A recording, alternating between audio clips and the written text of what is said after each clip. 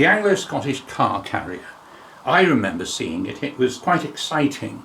I've got the Heljan Newton Chambers Anglo-Scottish car carrier cars to review, and you'll be seeing that on World of Railways and in BRM.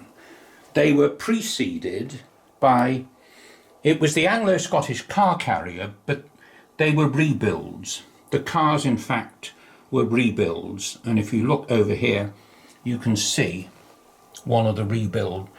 Some of them were ex-Great Eastern Anglo-Scottish car carrier, very, very prominent, but they weren't built as car carriers. And the service, that service started, I believe, in 1959, and here is a Peter Townend picture in his marvellous book Top Shed, the inaugural Anglo-Scottish car carrier. Now, for those who know the area, that's York Way, and to begin with, it started from King's Cross Goods Yard, but from 1961 with the Newton Chambers cars, if we look over here, there was a dedicated terminal on Holloway Bank. Now, the usual convention, and I've yet to find a picture that disproves this, was that the car carriers themselves were at the south end of the train, and then the engine would arrive at Holloway, uncouple, and a shunter or possibly even a diesel would then propel the cars into the end loading bay, because they all went sort of like one after the other. And you can see here now the Newton Chambers cars.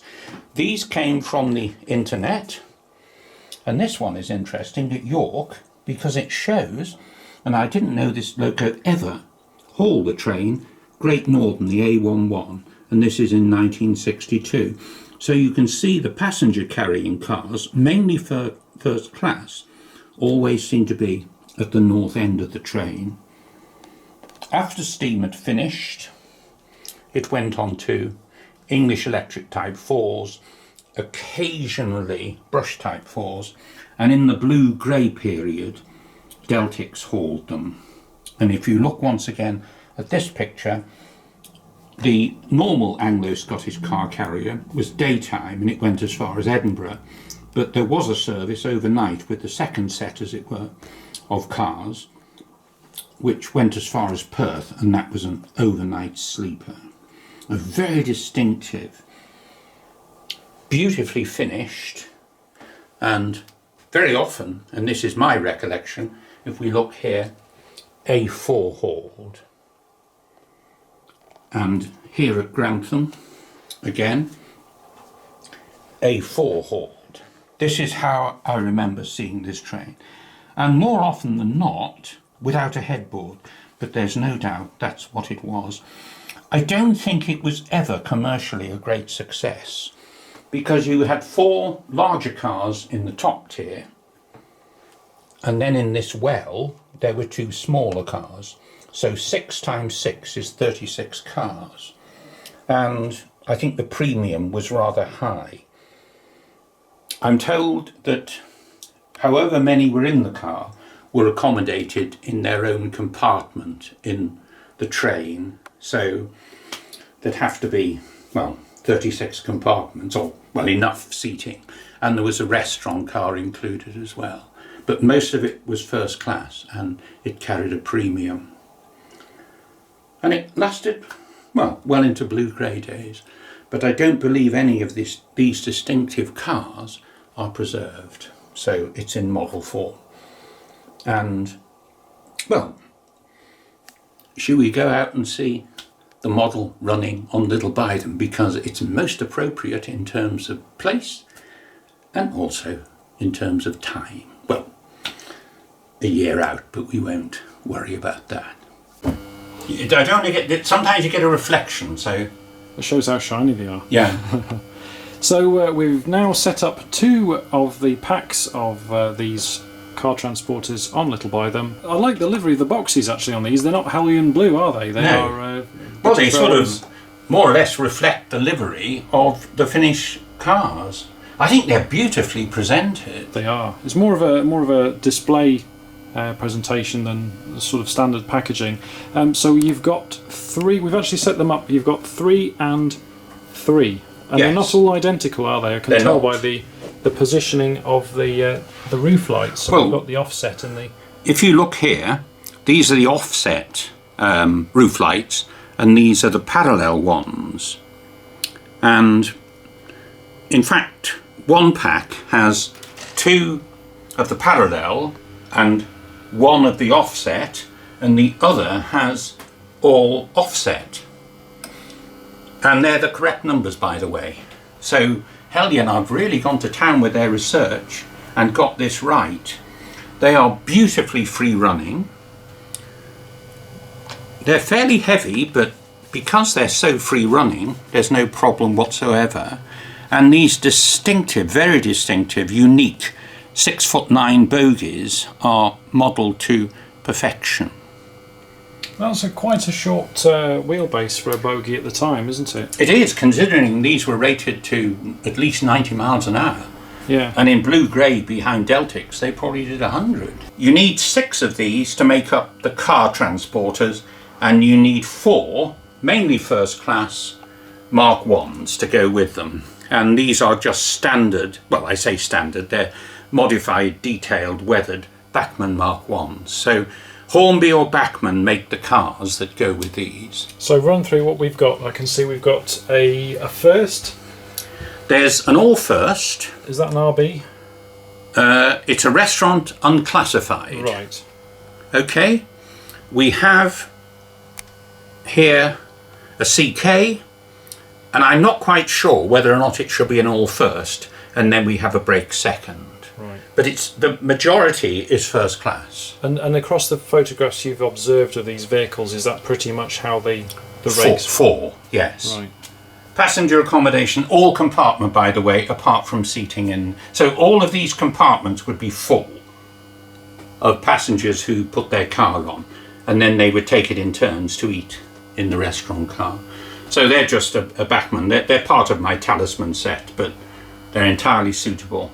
Being honest, and people know this, I abhor tension lock couplings. However, you've never mentioned that before. Have I not? Well, I have now. I think they're awful, but they are the industry standard. However, included in the pack, you have little magnetic Hunt style, I think they are, which means they're closer coupled.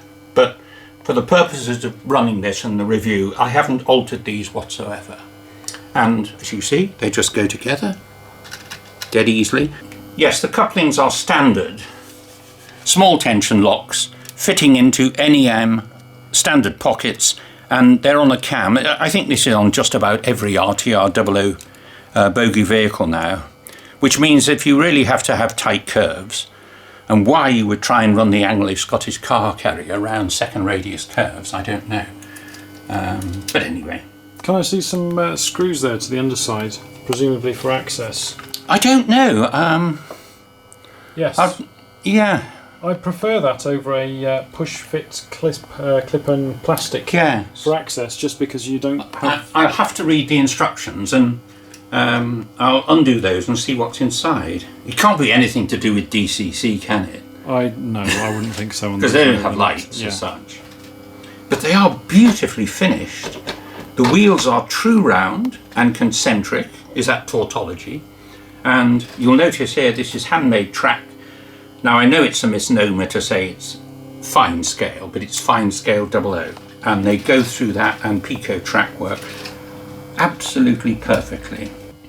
Should I take it away?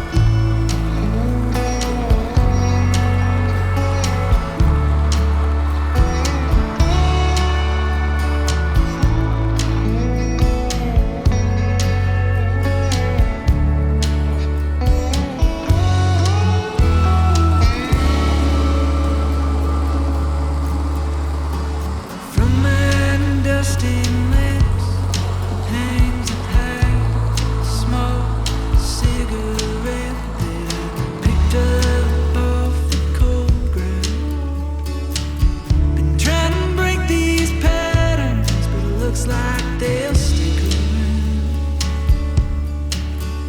At least I won't lose my rhythm or my edges. Out along the highways, out along the highways, out along the highways and the hedges.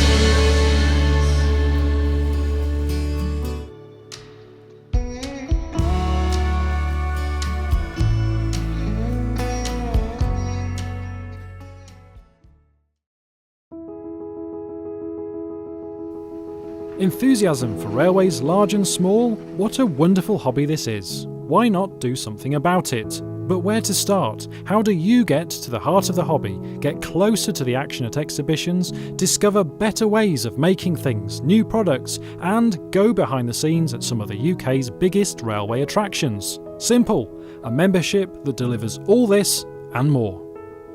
Get every new issue of BRM, Traction, Engineering in Miniature, Narrow Gauge World and Garden Rail magazines before they arrive in shops. That's 5 magazines, and that's just the start. Access more than 800 back issues with the ability to search for articles. A growing archive of track plans for project inspiration. Exclusive behind-the-scenes videos. Win big with our monthly competitions. And gold membership to the online forum RM Web. Plus you get a free show ticket to one of our great weekends out. The Festival of British Railway Modelling, the London Festival of Railway Modelling, and Bristol Model Railway Exhibition. We think our digital subscription is the best, but don't take our word for it. Activate your no obligation free trial today and try for yourself. Simply give it a go and decide after you've sampled all the benefits. The ultimate digital subscription for the railway enthusiast, getting you to the heart of the hobby.